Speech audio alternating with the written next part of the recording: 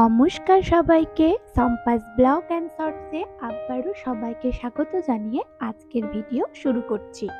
তো এতক্ষণে তোমরা বুঝতে পেরেই গেছো আমার হাতে রয়েছে গিমে শাক। হ্যাঁ বন্ধুরা, গ্রামগঞ্জের বাড়ির আনাচে কানাচে এবং মাঠে ঘাটে জন্মে থাকে এই শাক আগাছার মতো। গিমা লতানো বিশিষ্ট শাক, চিকন ডাল বিশিষ্ট এই শাক ঝোপালো হয় ও মাটিতে চাপাভাবে লেগে থাকে।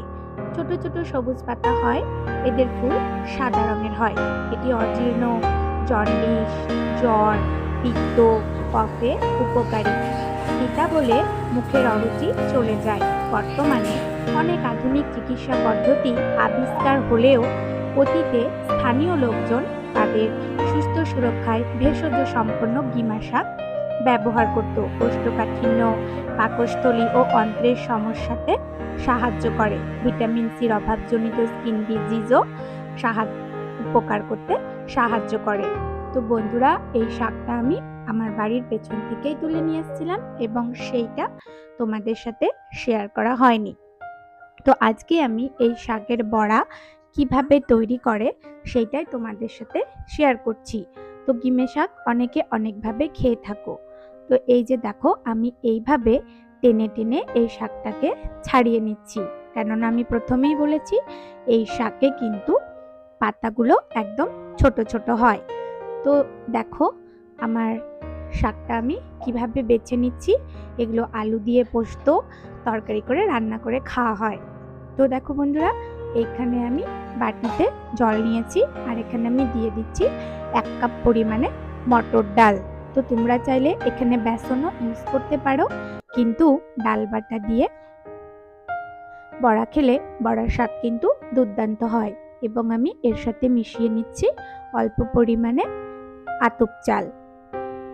তো এইবার আমি এইগুলোকে খুব ভালোভাবে ধুয়ে নেব আর 3-4 ঘন্টা ভিজিয়ে রাখবো জলের মধ্যে। এতে করে ডাল ও চালটা ফুলে উঠবে, তাতে কিন্তু আমার পেস্টটা করতে খুব সুবিধে হবে। তো দেখো আমি এখানে ধুয়ে খানিক 3-4 ঘন্টার জন্য ভিজতে রেখে দিলাম। তো দেখো বন্ধুরা, এইবার আমি একটা মিক্সিং জারে ভেজানো ডাল আর চালটা পরিমাণ মতো নিয়ে নিয়েছি। এবার আমি এর মধ্যে দিয়ে দিচ্ছি 2টো কাঁচা লঙ্কা। তোমরা চাইলে ঝালটা আরো বেশি করে দিতে পারো। আর দিয়ে দিচ্ছি আমি কয়েক কোয়া রসুন। তো এইবার আমি গ্রাইন্ডারে খুব ভালোভাবে গ্রাইন্ড করে নেব।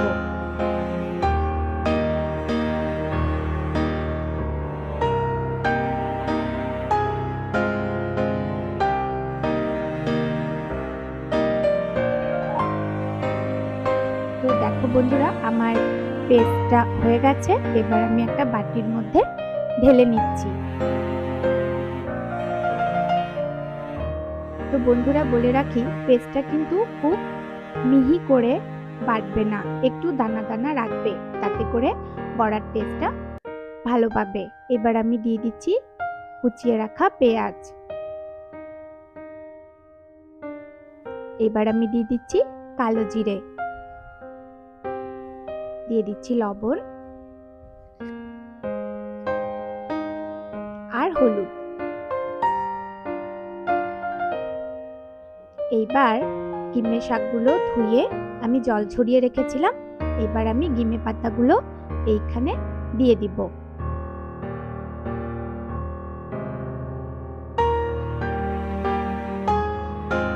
ব্যাস, এবার সবগুলো উপকরণ আমার নেওয়া হয়ে গেছে।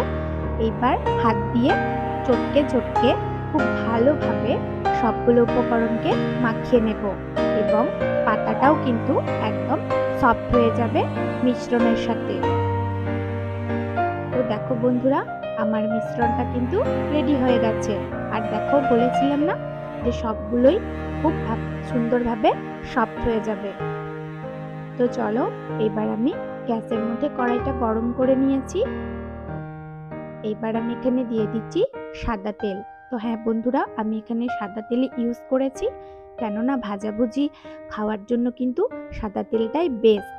এতে করে গ্যাস অম্বল কিন্তু হবে না। বর্তমানে যা গরম পড়েছে, সেই জন্য ভাজাভুজি খেতে হলে কিন্তু সাদা তেলটাই ইউজ করাই বেস্ট।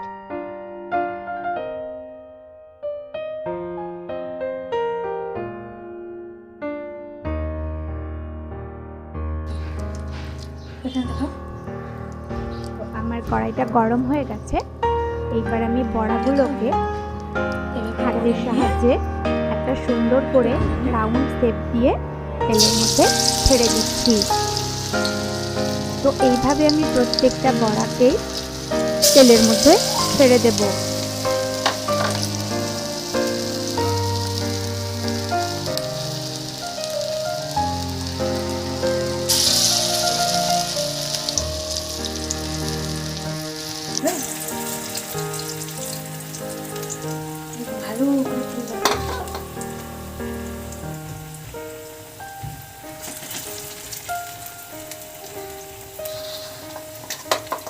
তো বন্ধুরা, আমার সবগুলো বড়াই কিন্তু তেলের মধ্যে দেয়া হয়ে গেছে। তো দেখো, বড়াগুলো কিন্তু একদম নিচের থেকে হয়ে গেছে। এবার আমি একটা বড় চামচের সাহায্যে আর একটা পার্ট উল্টে নেব এবং দুই পিঠেই কিন্তু খুব লাল করে ভাজতে হবে। আর এই বড়াটা জানো তো খুব ক্রিস্পি হয় আর খুব টেস্টি হয়। গরম ভাতের সাথে ডিমে পাতার বড়া থাকলে আর কিন্তু কিছু লাগবে না বন্ধুরা। এক থালা ভাত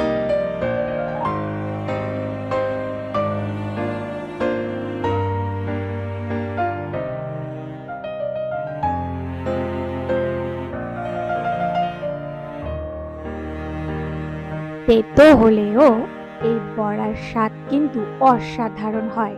আর যারা আমার মতো তেতো খেতে ভালোবাসো তাদের তো আর কোনো কথাই হবে না। এই পাতার বড়া থাকলে গরম ভাতের মধ্যে একটা কাঁচা লঙ্কা লবণ তেল দিয়ে ভাতটাকে মাখিয়ে নিয়ে আরেক গরম গরম ডিমে পাতার বড়া। তো কি বন্ধুরা, কথাটা শুনে জিভে জল চলে এলো তো। তো এমন একটা শাক যেটা কিনা অত্যন্ত সুস্বাদু, সাথে কিন্তু উপকারীও। তো চলো, আমার বড়াগুলো কিন্তু ভাজা হয়ে গেছে। আর দেখো কতখানি ক্রিস্পি হয়েছে, দেখেই বোঝা যাচ্ছে।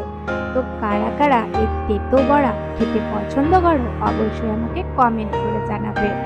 ভিডিওটা ভালো লাগে অবশ্যই লাইক কমেন্ট করবে। চ্যানেলে নতুন হলে চ্যানেলটাকে সাবস্ক্রাইব করে পাশে বেল আইকনটাকে প্রেস করে দেবে, যাতে আমার সমস্ত ভিডিওর নোটিফিকেশন তোমাদের কাছে পৌঁছে যায়। আজকের মতো এই পর্যন্তই, দেখা হবে পরের একটা ব্লগে। তো সবাই ভালো থাকবে, সুস্থ থাকবে। Love you all friends, take care, bye by.